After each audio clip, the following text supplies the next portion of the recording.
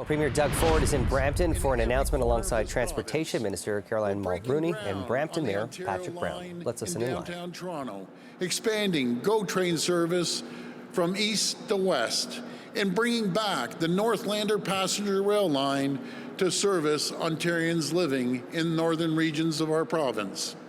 We're getting Ontario workers to and from their workplace faster, meaning more time at home with their family and less time stuck in gridlock. And as we build transit for a growing province, we also need to build homes. Our government has an ambitious plan to build 1.5 million homes over the next 10 years. Now more than ever, we need local leaders who are committed to building more homes that more people can afford. Homes for newcomers in search of the Canadian dream. Homes for young families looking to put down their roots. I know my friend Mayor Brown is fully committed to building homes, and I thank him for his partnership and the partnership of so many other mayors across Ontario.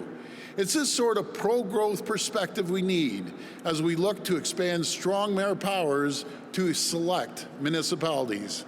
Because what our government is doing is taking the most innovative solutions and applying them province-wide.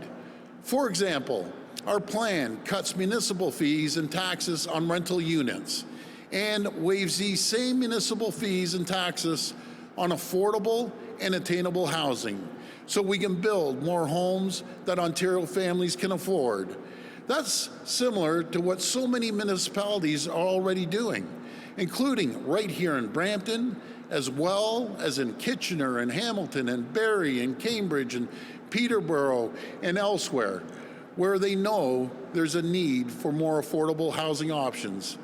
Like our government, these municipalities know that we're in a housing crisis, and the only way to solve it is to build more homes.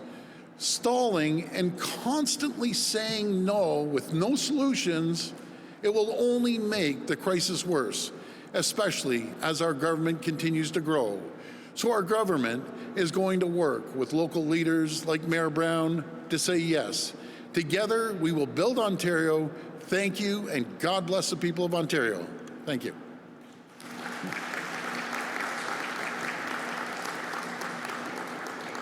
If reporters could please line up at the microphone behind me, we'll now go to the floor for questions. If you can please identify yourselves by name and outlet. We'll go to the first question. Thanks. Hey, good morning, Premier Colin DeMello from Global News. Hi, Colin. Your health minister and your government has repeatedly said that you were planning for the current crunch of pediatric care beds in Ontario's hospitals, that this was part of the plan for the respiratory flu season. Did your plan include canceling surgeries and having the Red Cross come in to help hospitals? Well, thanks for that, Colin. What we've done with our healthcare system, we've brought on over 14,000 new nurses, and we still have a few weeks in the year. And within those nurses, there's going to be pediatric nurses helping out. What we've heard from the chief medical officer is kind of leveling off here in Toronto. I know we had a spike out in Chio, out in Ottawa. I had a conversation through text messaging back and forth with Alex Munter, and as I said before, he thinks outside the box. We're adding more beds. We've added over 3,000. We're adding another 3,500 beds on top of that. We're putting $40 billion into 50 projects across Ontario, and we're throwing everything we can at the healthcare system.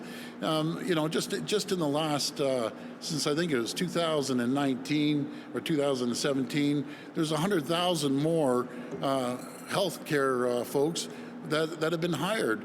As you heard the mayor, we're building a medical school right here in Brampton, graduating more doctors, and out in Scarborough as well. So there's a tremendous amount of things that we're doing. I know Chio's having a few bumps in the road, but they're going to be okay. So help me understand something here. You just said that your government is throwing everything at the problem. If you're throwing everything at the problem, why would CHIO need to call in the Red Cross? I mean, this is not an Ontario government organization. They're not part of Ontario Health. This is an extra set of hands that they need to come in to help in with a crisis. So how is your government throwing everything at the problem when you have CHIO clearly in need of extra support that your government is not providing. Well, thanks for the statement there. Thanks, Colin. That was not a statement. Sorry, that was a question, Premier. Okay, That was a question. Thank you, Colin. So again, we've had a great relationship with CHEO, and as Alex Munter reminded me, when Ottawa and other regions were in crisis, he went in there and he supported other hospitals, similar to what's happening in Ottawa, no matter if it's Queensway or Ottawa General. One region, they stick together. Cam the CEO over at Ottawa does a phenomenal job as well. So it's one region. And by the way, they're the only pediatric hospital in that region. So sometimes they may see a spike. But thanks for the question. Hi, Premier. It's Cynthia Mulligan from City News. Hi, Cynthia. Moments before you started speaking, Premier, the Bank of Canada raised interest rates yet again, this time by 50 basis points. I'm curious, you've talked about affordability and your concerns for people when it comes to affordability. What do you think about yet another interest rate hike? Is it too much? Yeah, I know. Thank you for that question, Cynthia. I just don't like raising interest rates, and I understand their philosophy. They want to cool down inflation. But what we're hearing that hopefully in April, May, and June, we're going to see the inflation level off by, just increasing interest rates constantly. Personally, I don't believe in it. But that's up to the Bank of Canada to do what they have to do. I believe in keeping interest rates low, keeping taxes low, putting more money into people's pockets. They'll go out and they'll go and spend that. They'll invest it. They'll put an addition on their home. They may, as simple as going out for dinner. That's what stirs the economy, not making it more difficult. Our energy costs as well. Probably 35% of inflation is due to energy costs. Getting goods from the manufacturing facilities into the stores, and that costs money. Gas prices going up, that costs money. We've cut 10 cents per liter off gas. I'm asking the federal government, even temporarily, cut the carbon tax, cut 11 cents. That would be massive if they could cut 11 cents per liter. We just need to put more money into people's pocket and help them out through tough times. Thank you. My next question, Premier, is about Bill 39. It is set to pass tomorrow. There's been a lot of pushback on it. Ottawa Council, including the mayor, has overwhelmingly rejected it. 15 Toronto city councillors have written a letter to you and Minister Steve Clark asking you not to go forward with it. Yeah. These are the two city councils that are starting with it, and the majority are rejecting it. Why are you still pushing forward with it under accusations that this is trampling on democracy? Well, that's not trampling on democracy. What's trampling on democracy is, let's use Mayor Tory, for example. Mayor Tory got more votes than all the councillors combined. And so having a councillor that scrapes in with 3,000 votes and has the same voting power as the mayor, that's what's trampling on democracy. They all want to hold on to their power. I get it. I've been down there. But at the end of the day, it's the mayor that's standing in front of the microphone like I do, answering all the tough questions, being held accountable. He's responsible for running the city. And for him to have one vote, that's just not acceptable.